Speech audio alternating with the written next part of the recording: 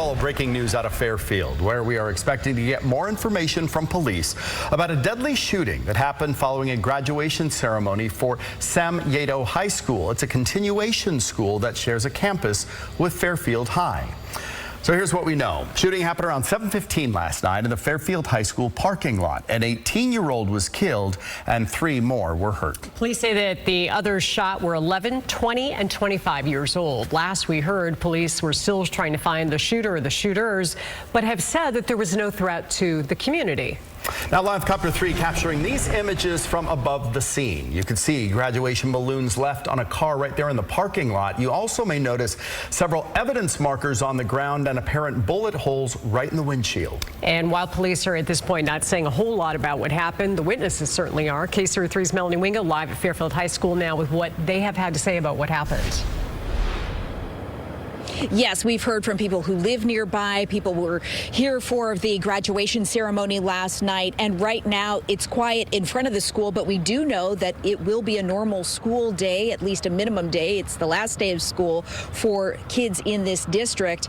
And they will be arriving in about an hour, hour and a half or so for the start of the first classes that happened out here for the day. This school community shaken, to say the least, by what happened out here less than 12 hours ago. So here's how things looked last night in the parking lot of Fairfield High School and the surrounding streets last night after this shooting unfolded around 7:15. Because the shooting happened after that graduation ceremony for continuation school Sem Yeto High School, lots of people, lots of witnesses saw things happen out here near campus. KCRA 3 spoke with an 18-year-old by the name of Ryan Murphy. He says he was trying to find family members when he heard the gunshots ring out, saying that he was just feet away from where it all happened. I seen the glass shatter from the windshield of the car that got hit. And I'm just like, whoa. I stood frozen for a second. All I seen was some people start running past the car that was hit and hitting the deck, jumping behind the trunk, getting down.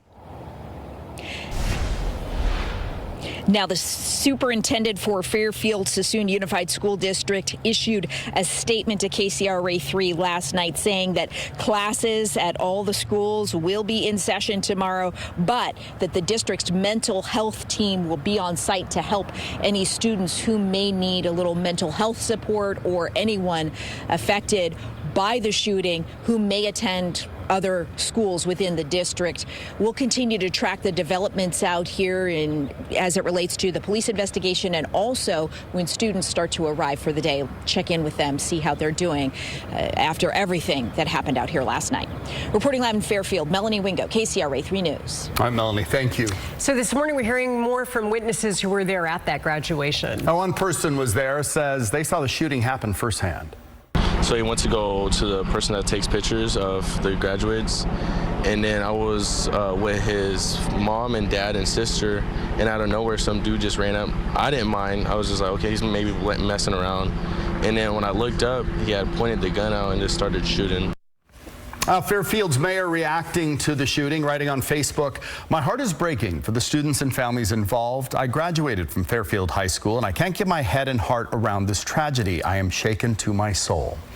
We are also hearing from a Sassoon City mayor. It happened in Fairfield, but the two cities do share a school district. No one expects moments like these that are supposed to be such joyous occasions to be hit with these types of tragedies. And so, of course, we are all feeling that as a community.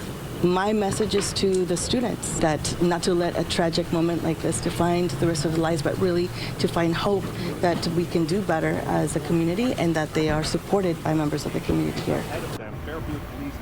This was the first graduation of several set to take place in the Fairfield Sassoon Unified School District this week. There are 2 other graduations today, one for Fairfield Sassoon Adult School at 2 and then another one for Armeo High School at 6 o'clock. Now 3 others are set for tomorrow. They are Rodriguez High School at 9, Public Safety Academy at 2, and then Fairfield High School's graduation at 6 p.m. Not clear if police are planning on ramping up security, however, at those ceremonies. And it's also worth noting that this is the same campus where where police body cam video of a student's arrest went viral. This sparked public outrage just weeks ago. The independent investigation into that one is still underway.